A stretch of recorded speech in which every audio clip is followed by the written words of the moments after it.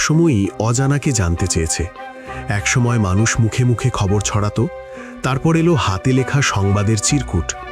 কিন্তু তথ্যের প্রসারে বিপ্লব এলো তখন, যখন মুদ্রণ যন্ত্রের চাকা ঘুরতে শুরু করল। আজ আমরা ফিরে যাব সেই সময়ে যখন পৃথিবীর প্রথম সংবাদপত্রগুলো মানুষের হাতে পৌঁছতে শুরু করেছিল।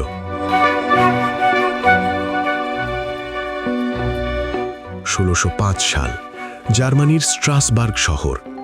ইয়োহান ক্যারোলাস নামের এক ব্যক্তি ইতিহাসে নিজের নাম খোদাই করে নিলেন।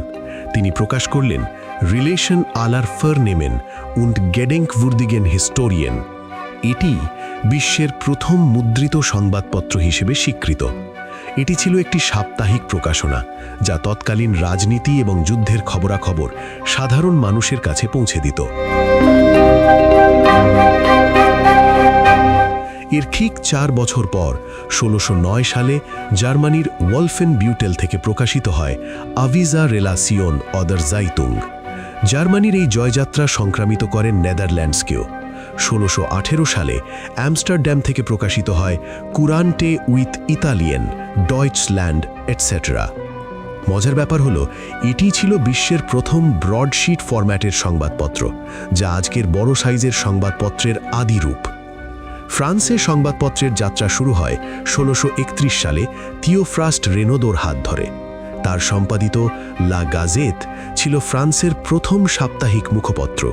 এটি ফরাসি রাজপরিবার এবং অভিজাত শ্রেণীর কাছে ব্যাপক জনপ্রিয় ছিল। এরপর আসে এক অমর নাম, পোস্ট অক ইনরাইকেস তিদিনার।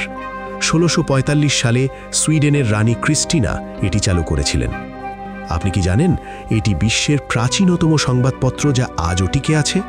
যদিও প্রযুক্তির সাথে তাল মিলিয়ে 2007 সাল থেকে এটি কেবল অনলাইনেই প্রকাশিত হয়। সংবাদপত্রের ইতিহাসে সবচেয়ে বড় মাইলফলক অর্জিত হয় 1650 সালে। জার্মানির লিপজিগ থেকে প্রকাশিত হয় এইন কমেন্ডে জাইতুঙ্গেন।